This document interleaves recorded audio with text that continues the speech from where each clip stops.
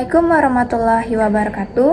Perkenalkan, nama saya Dinda Sapira dengan NIM 2401020011. Pada video ini saya akan menjawab soal ujian akhir semester pada mata kuliah Komunikasi Bisnis mengenai studi kasus komunikasi internal di PT Sejahtera Bersama. Nah, untuk pertanyaan pertama yaitu pertanyaannya, identifikasi pendekatan penulisan pesan yang digunakan oleh Bapak Dimas dalam email tersebut. Apa kelemahan dari pendekatan tersebut? Nah, jawaban dari saya, Pak Dimas menggunakan pendekatan langsung atau direct approach dalam menyampaikan pesannya. Namun, bahasa yang digunakan bernada keras, menyalahkan seluruh staf, dan memberikan ancaman tanpa menawarkan solusi. Nah, kelemahan dari pendekatan ini itu dapat membuat karyawan merasa tersinggung, tidak dihargai, kehilangan motivasi kerja, serta menyebabkan hubungan antara atasan dan bawahan itu menjadi kurang harmonis.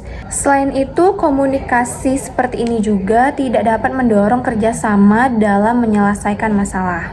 Adapun pertanyaan kedua itu, jelaskan dua pendekatan alternatif yang lebih tepat dalam menyampaikan pesan negatif dalam konteks komunikasi bisnis. Jawaban dari saya, pendekatan pertama adalah pendekatan tidak langsung atau indirect approach. Dalam pendekatan ini, atasan menyampaikan apresiasi atau penjelasan terlebih dahulu sebelum menyampaikan masalah, sehingga pesan lebih mudah diterima. Untuk pendekatan kedua itu pendekatan persuasif dan empati.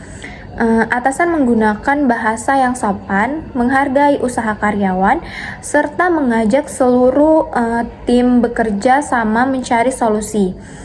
Dengan cara ini, karyawan akan lebih termotivasi untuk memperbaiki kinerjanya. Selanjutnya, adapun pertanyaan ketiga, itu pertanyaannya, apa saja sih prinsip etika komunikasi bisnis yang dilanggar dalam email tersebut? Penjelasan dari saya untuk pertanyaan ini, terdapat beberapa prinsip etika komunikasi bisnis yang dilanggar. Adapun yang pertama itu tidak menghargai karyawan karena menggunakan kalimat yang menyalahkan seluruh staf. Dan untuk yang kedua itu tidak menggunakan bahasa yang sopan dan profesional. Untuk yang ketiga itu kurang menggunakan rasa empati terhadap kondisi karyawan. Dan untuk yang keempat atau yang terakhir, tidak memberikan solusi arahan yang jelas untuk memperbaiki keadaan. Dan untuk seseorang pemimpin itu seharusnya menyampaikan kritik dengan cara yang membangun agar tetap termotivasi. Untuk pertanyaan terakhir, pertanyaannya itu, menurut saudara, bagaimana kalimat revisi dari email tersebut menggunakan pendekatan yang lebih profesional dan beretika? Menurut saya, revisi emailnya seperti ini. Kepada seluruh staf produksi, terima kasih atas kerja keras yang telah diberikan selama ini. Berdasarkan hasil evaluasi, terjadi penurunan produktivitas dalam 2 bulan terakhir.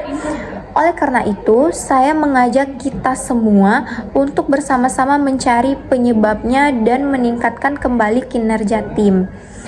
Saya berharap setiap anggota tim dapat melakukan evaluasi terhadap pekerjaannya masing-masing serta menyampaikan apabila terdapat kendala dalam pekerjaan. Saya yakin dengan kerjasama dan komunikasi kita bersama, target produksi dapat tercapai lebih baik. Kesimpulan dari saya, dari studi kasus ini dapat disimpulkan bahwa komunikasi yang baik harus dilakukan secara profesional, sopan, menghargai orang lain, serta berorientasi pada solusi.